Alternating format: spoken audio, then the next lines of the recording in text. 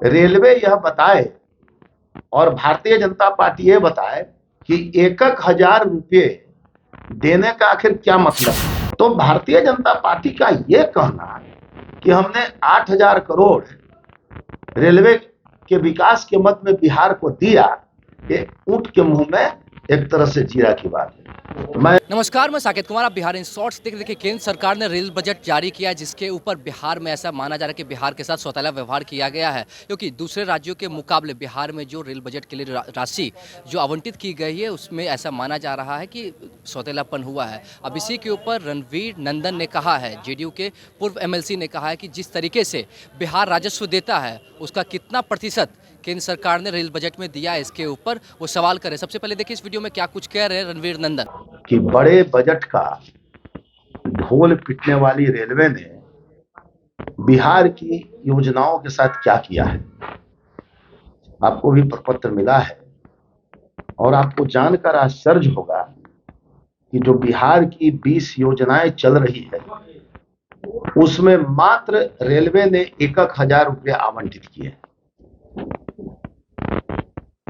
अब उन्होंने क्यों 1,000 रुपया आवंटित किया है, ये कोई उनकी टेक्निकलिटी होगी, परंतु हमें लगता है कि केंद्र सरकार के रेलवे बजट में जो इजाफा है वह महज एक दिखावा है।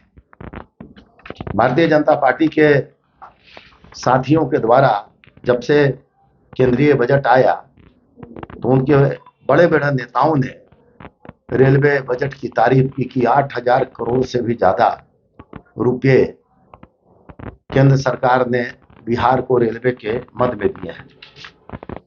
परंतु यदि आप बिहार की 20 योजनाओं को आप देखेंगे तो पता चलेगा कि इन योजनाओं में न कोई अपेक्षित काम हुआ है, और यदि कोई बजट का एलोकेशन हुआ है तो ऐसा हुआ है कि उसमें क्या होगा। और पटना साहिब के अतिरिक्त प्लेटफॉर्म के साथ आरा, सासाराम, मुजफ्फरपुर, सीतामढ़ी, दरभंगा, कुशेश्वर स्थान, मोतिहारी, सीतामढ़ी, जयनगर, निर्मली, नई लाइन, भभुआ, मेयाटी टर्मिनल समेत जितनी भी योजनाएं हैं, रेलवे यह बताए और भारतीय जनता पार्टी ये बताए कि एक एक हजार रुपये देने का आखिर क्या मतलब है। ये तो आम जनता से जुड़ा हुआ मामला है और हम तो ये जरूर कहना चाहेंगे कि बिहार का यदि रेलवे का क्षेत्रफल आप देखेंगे तो बिहार में रेल मार्गों की कुल लंबाई 5400 किलोमीटर है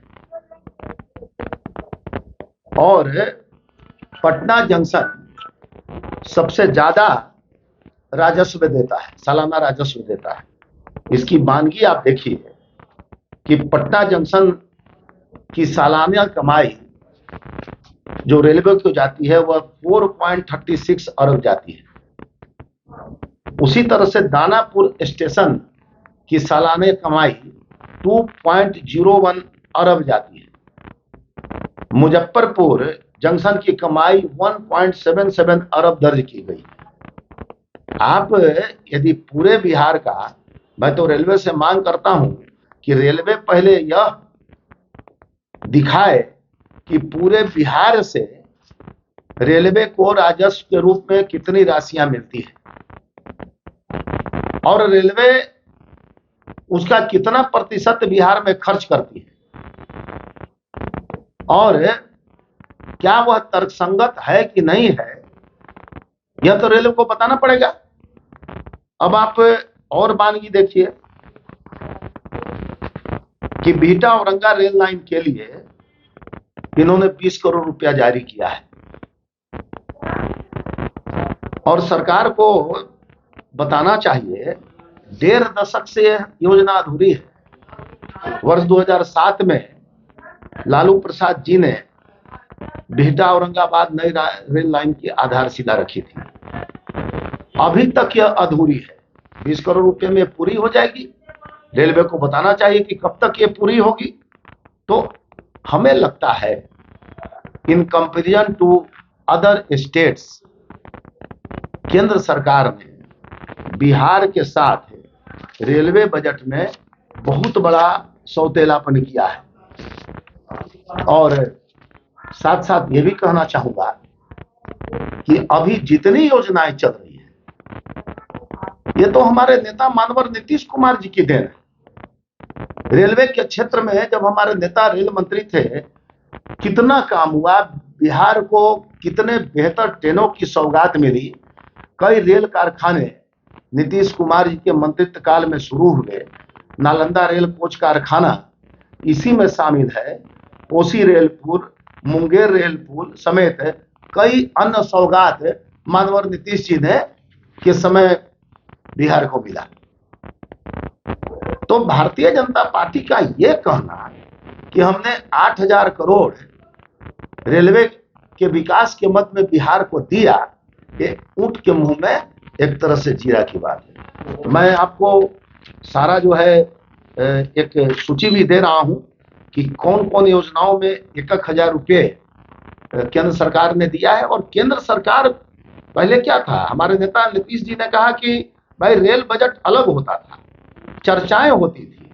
और रेल क्या है, spinal cord of the development of the country है। और उस रेल बजट को इन लोगों ने केंद्रीय बजट के साथ एसिमुलेट कर दिया, मिला दिया। तो एक आशा बनी रहती थी। राजस्व का एक बहुत बड़ा साधन रेल है, और उस रेल के बजट को अलग से न पेश करके एक साथ बजट में पेश करने की एक साजिश केंद्र सरकार ने अपनी कमजोरियों को छिपाने के लिए दिया है। और बात भी सही है, ये बजट कुछ बनाते हैं, लोकसभा में ये बजट कुछ पास करते हैं और खर्च कुछ करते हैं। इतनी इनकी असमानता है। तो बिहार में रेल बजट में केंद्र सरकार ने बिहार के साथ बहुत बड़ी पक्षपात पूर्ण नीति अपनाई है। कोई सुविधा नहीं है, पैसेंजर की कोई सुविधा नहीं है, पैसेंजर वेलफेयर कमेटी का नामो निशान नहीं है।